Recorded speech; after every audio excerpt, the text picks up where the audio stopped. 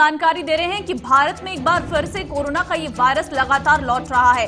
देश में पिछले 24 घंटे की अगर बात करें 46,759 नए मामले सामने आए। 509 कोरोना मरीजों ने दम तोड़ा है। 3,59,775 एक्टिव केस हैं और केरल में ये नए आंकड़े सबसे अधिक डरा रहे हैं। 70% से अधिक केस मिल रही हैं, तो ये आंकड़ा अन्य राज्यों में भी पहुंच सकता है। महाराष्ट्र में फिर से सक्रिय मामलों की संख्या बढ़ रही है।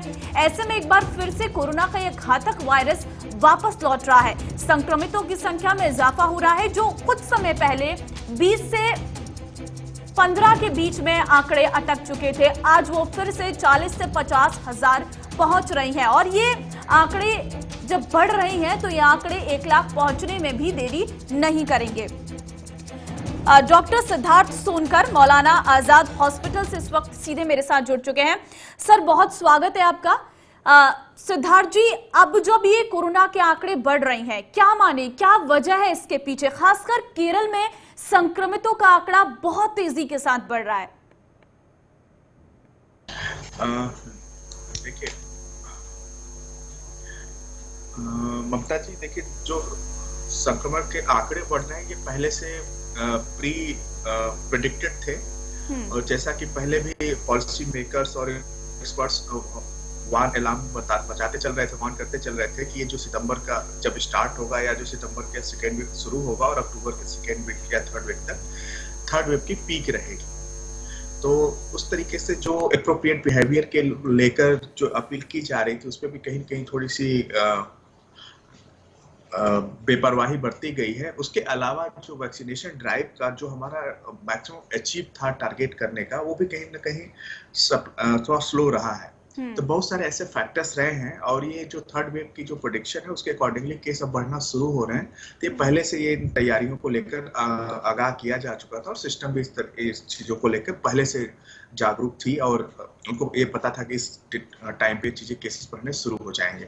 तो इसमें ये है कि जैसे जैसे केस नंबर ऑफ केसेस के डायग्नोसिस बढ़ा, जैसा केस भी कम हो गए थे, 0% तक भी चले गए थे कुछ स्टेट पे बिलो 1 थे, अब कुछ स्टेट पे जैसे 5% 10% भी थे। तो इस तरीके से स्टेट टू स्टेट भी वेरी कर रहा है। अब अगेन ये एक तरीके से ये कह सकते हैं कि ये सिग्नल है थर्ड वेव का, जिसको हमें अब पूरी जोर शोर तरीके से इसको टैकल करने के लिए लगना पड़ेगा पूरे इंटायर वर्कफोर्स को।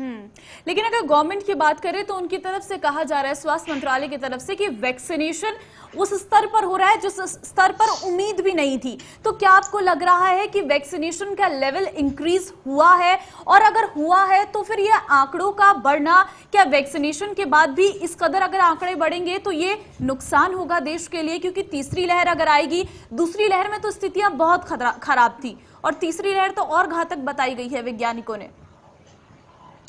देखिए ममता जी, जो तीसरी लहर आएगी बहुत खतरनाक होगी। इसमें एक चीज ये कहना चाहूंगा, दूसरे वेव में जो हमें तैयारियों का समय कम मिला था और रेट ऑफ राइज काफी ज्यादा था, इसलिए हमने बहुत कहीं जगह जो केस हम मैनेज कर सकते थे वो मैनेज करने में थोड़ी कठिनाइयों का सामना करना पड़ा। तो ये नहीं है कि दूसरे वेव से ज्यादा तीसरा वेव हो जाएगा। और दूसरी चीज और भी है कि जो दूसरे वेव में जो वैक्सीनेशन हुए थे वो कम हुए थे। तीसरी चीज जो आपने पूछी वैक्सीन को लेकर, तो देखिए एक दिन में सिर्फ 1 करोड़ वैक्सीन करके ग्लोरीफाई करना ठीक नहीं है।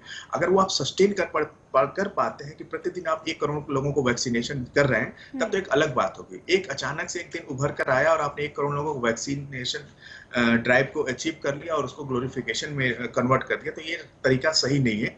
क्योंकि आप अगर पिछले दिनों का पैटर्न देखें तो ऐसा नहीं है कि हर प्रतिदिन 1 करोड़ का वैक्सीन